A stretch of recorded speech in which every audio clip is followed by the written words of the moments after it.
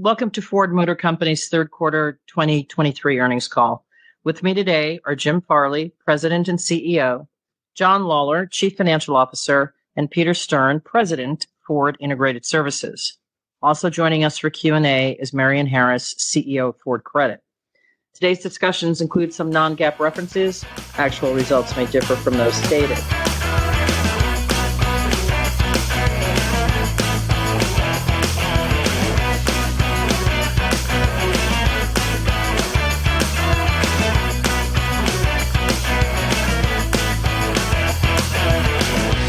Hello, everyone, and welcome to Kilowatt. My name is Bodie, and I am your host.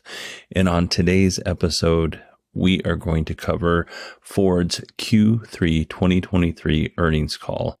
But before we get into that, we have a new Patreon subscriber, and we haven't had a new patron for a little bit. So I want to thank John for going to patreon.com/kilowatt and signing up and becoming a patron. Thank you, John, very much. John and I have actually exchanged a few emails, and I look forward to exchanging a few more. So, John, thank you so much for supporting the show.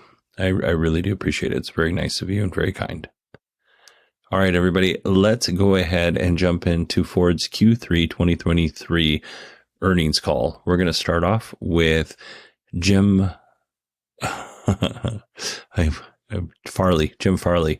We're going to start off with Jim Farley's opening remarks. He's the CEO of the company, if you weren't aware, which I clearly am not, because I almost called him Jim Lawler, which is a different person. All right, let's go ahead and jump into those opening remarks. Hello, everyone, and thanks for joining us today. I wanted to start by thanking the Ford team who worked tirelessly and creatively over the past several months to reach a tentative agreement with the United Auto Workers. I'm so pleased for our employees. This week, I was able to visit each of the struck plants. I was impressed by their preparation for startup, and the feeling I got is people just want to get back to work. Once the deal is ratified, we will provide all of you a deeper look at the contract and its impact on our business. Right now, we're focused on restarting 3 important assembly plants. So bottom line, Ford Blue will be strong and a growing business for years to come. We also remain bullish on Model E and our EV future, but clearly the market is a moving target. I'm optimistic because customers are smart and they're rational, and for many of them, EVs are a great choice. I've been spending a ton of time in our product development center with both Doug Fields and Alan Clark. And you should see the Gen 2 and Gen 3 EVs we're working on. Our Gen 2 all-new full-size pickup truck, for example, is one of the most thrilling vehicles I've ever seen in my career. Let me be specific. Stunning performance like no truck has ever performed. Ability and unexpected innovation for truck customers far beyond the normal truck attributes. A super flexible cabin that feels like a lounge or a tiny office. Take the wheels off this truck and it's still a mind-blowing product. And a digital experience that totally is immersive and personalized. I take this truck 7 days of the week over a Cybertruck. But great product is not enough in the EV business anymore. We have to be totally competitive on cost.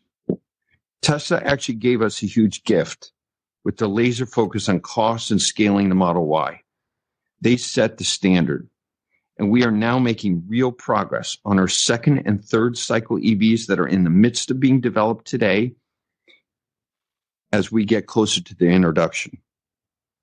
While our Gen 2 EVs were targeting and to deliver an EBIT margin comparable to ICE by 2026, the dynamic changes in the market, pricing, adoption rates, regulations are forcing us to further reduce the cost of our EVs. The key levers to deliver this competitive cost structure are scaling, vertical integration, and batteries. So let's double click on each of these 3. On scaling, this is much more than building new facilities or scaling high quality batteries or thermal propagation. We're leveraging digital prognostic capabilities in our manufacturing lines to improve quality. We are also reducing complexity, and we are optimizing our vehicle design and engineering for manufacturability.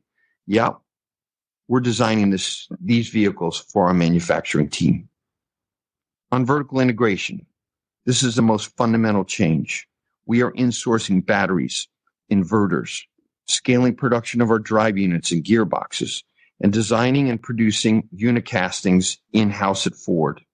In addition, on our next generation utility vehicle, vertical integration will increase by nearly 50%.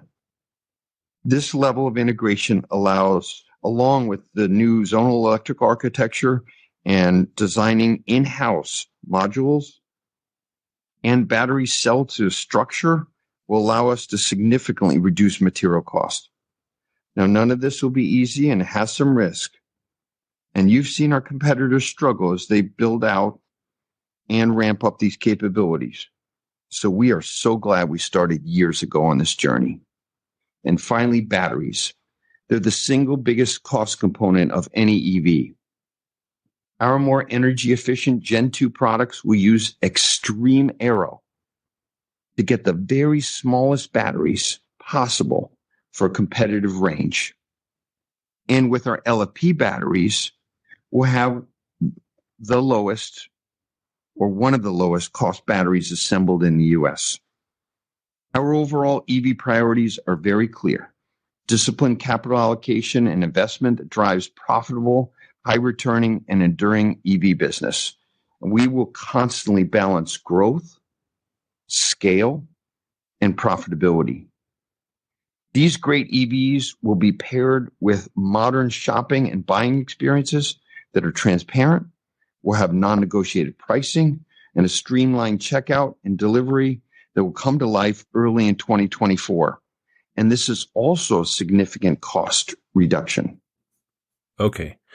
Jim Farley, not Jim Lawler, talked a little bit about Gen 2 and Gen 3 EVs at Ford. And those Gen 2, Gen 3 EVs are designed to be, they're designed for the manufacturing process. You know, the Ford F-150 Lightning and the Mach-E, those are first generation products. So it makes sense that they're only going to get better as, you know, they move through the generations, right? So that makes sense. Like, obviously Tesla, when they made the first generation Roadster, they were not quite where they needed to be in terms of mass marketing EVs. And I think that companies like GM and Ford are realizing that it's a little bit harder to make these electric vehicles than they thought it was going to be. And it's not just as simple as taking mostly a ICE vehicle and then converting that into an electric vehicle.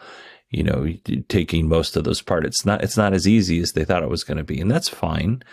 I love that he, you know, said good things about the union, said good things about the workers. I have very little patience or time for CEOs who bash unions or workers, which, you know, that includes Elon for sure. But one of the things I found interesting was Ford was not negatively affected by the strike. Whether that's true or not, I don't know. I do know that a lot of these car companies kind of knew that the strike was a possibility, a real possibility. And, you know, they put out some extra, you know, output, they increased output and production to kind of, weather that time when people weren't working. And of course, not every Ford employee on the production line was striking, just in certain places. So that was definitely strategically done by the union for sure. I talked a little bit about the new full-size EV pickup, which will almost certainly be a Gen 2 or Gen 3 pickup. He did give Tesla some kudos about finding, and he talked about finding ways for Ford to be competitive in terms of scaling vertical integration, and batteries. And he mentioned a little bit about the Ford directish to consumer buying options, which is basically there's going to be a website, there's going to be a price. It's not going to be a negotiation.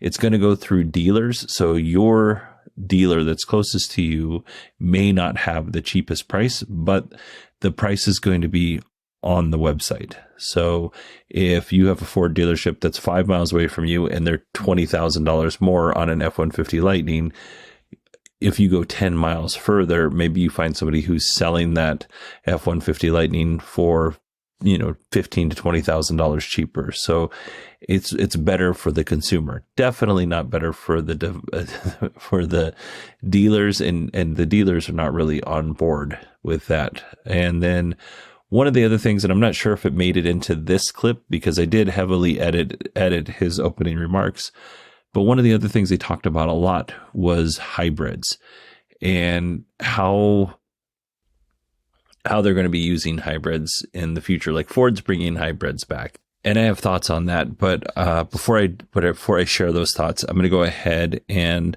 jump into our first analyst question. Our first question today is from Adam Jonas with Morgan Stanley. Please go ahead.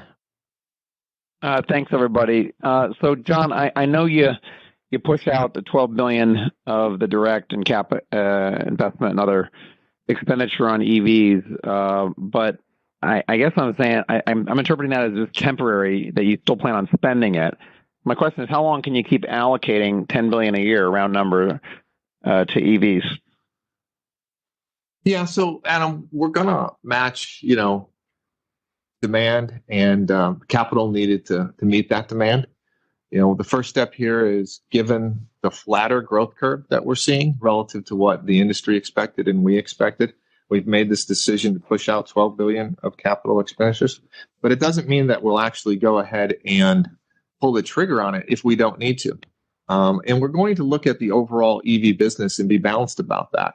There's a lot that's going to change between now and 26 and 30, and we're going to adjust appropriately.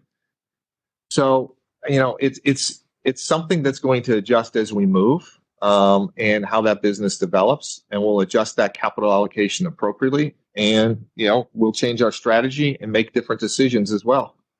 And one of the other things I'd say is that. Well, I'll pass it over to Jim because Jim has something he wants to say. Hey, Adam. Thanks for your question. I just want to emphasize the importance of our Gen 2 and Gen 3 products because they're very transformation in our profitability in EV. Yeah, we've learned a lot on Gen 1. We reduced the material costs. We got the learning loop on the software. We learned how to scale batteries. We have the LFP battery now. We're starting to ship to customers. But there's only so much we can do on Gen 1. On Gen 2, as I said, we have a totally different approach from aero, vertical integration, design for manufacturability. And there's a lot of other things we can do beyond allocating less capital to battery plants, for example. We've learned a lot about derivatives like Rally. We're going to push services a lot more like level 2 plus or level 3 autonomy. And we really plan on even redesign or improving the scale of our components by working with other companies. And the other big breakthrough is going to be, which we're designing in parallel, the Gen 3 products, where we use the battery as a structural member of the vehicle. We go to low-cost sourcing, go to smaller vehicles. We maximize unit casting even more than we are, and radical cost reduction in our distribution. I think the other thing that's important to understand about Ford's strategy on EVs is Pro. We actually followed a very different strategy for Pro using a multi-energy platform. So we're seeing a lot of the same things that we heard Mary Barra say in GM's earnings call. Basically, Ford wants to have the right vehicles for the right job available at the right time. And if that means that the right vehicle is a hybrid, because like I said, they talked a lot about hybrids in this earnings call, then it's going to be a hybrid. If the right vehicle is an ICE vehicle in terms of delivery vans, it's an ICE vehicle. If the right vehicle is an EV, it's going to be an EV.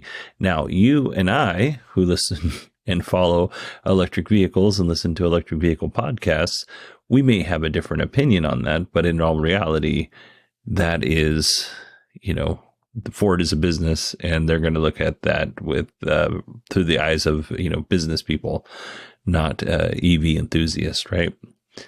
But their goal is to match demand. One of the things that I thought was interesting, and this goes back to that nod to Tesla in that earlier clip, is that Gen 3 will have a structural battery pack, and Tesla's not the only company that does structural battery packs in EVs. But, I do think the way that Tesla failed and overcame those failures were good learning. I think better production or better processes came out of that, because you see some of these other companies doing gigacasting, which, Mary Barra talked about in the GM earnings call. I think this answer is interesting.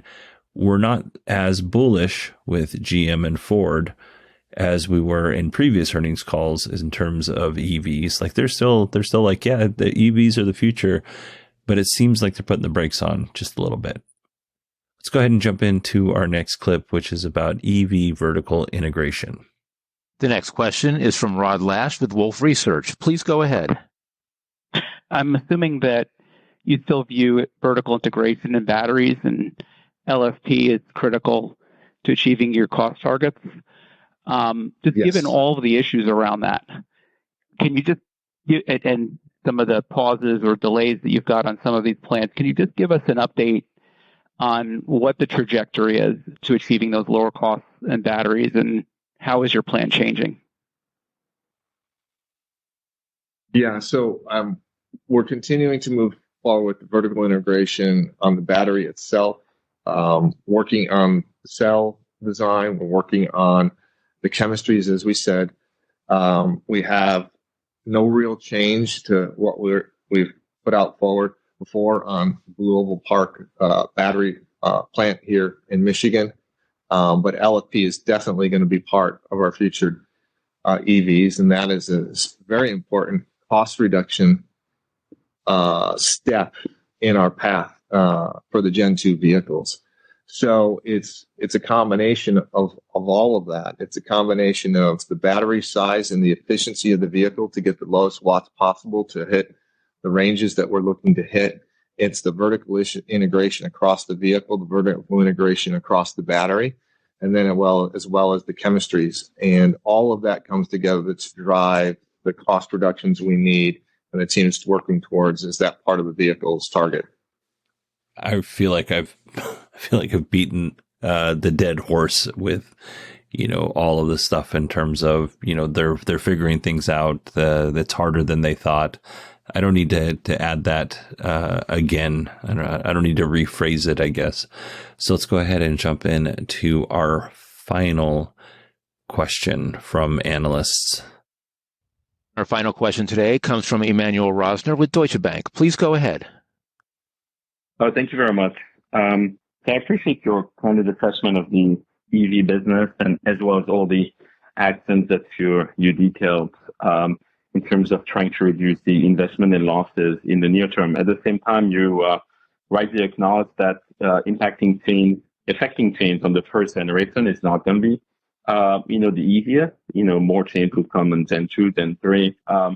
So any way you could just frame for us how much improvement can you expect during this first generation? You're now running at something like a $5 billion annual loss on Model E. Not that long ago, a few months ago, you still had fairly near-term targets to bring that to, EBIT positive. Obviously, a lot has changed, but then you're addressing these changes with your action. So, where does it go from here? Does it get worse? Does it get better? Can something be done before Gen 2 and Gen 3 in terms of improving the losses? Yeah, so you're right, Emmanuel. The step function change is going to be on the Gen 2s where, we'll have more degrees of freedom to make the types of changes I just talked about. On the Gen 1s, we've seen the price come down much quicker than we had expected, of course. And that's showing up in our results. We're continuing to work very diligently on additional cost and design reductions on the Gen 1 products. And the team is also working very diligently to minimize the impact of the lower prices in the near term, in the next couple of years before Gen 2 comes out. And so it's going to be a battle between managing the top line as best we can, adjusting the supply of products relative to demand so that we can balance the pricing from that standpoint, and then working like crazy to put whatever cost reductions we can on that Gen 1 vehicle through to the bottom line. So I think it's going to be, in the near term, it's going to continue to be, just that. It's going to continue to be quarter to quarter, and the team working very diligently to hold as much revenue as we can and bring as much cost reduction through the product as we can. Nothing more to add there other than we won't see Gen 2 products for another couple of years. Everything else has kind of just been the theme of this earnings call. All right, everybody, that is it for me today. Not sure if I'm going to do 3 episodes a week next week. But yeah, we're going to cover Rivion's earnings call, Fisker's earnings call, and Lucid's earnings call. So I hope you enjoy these. It seems like people do. At least the feedback I get is that people enjoy them. So I hope everyone has a wonderful day. And I will talk to you on Friday with some actual news. Thank you so much. And thank you, John, for supporting the show.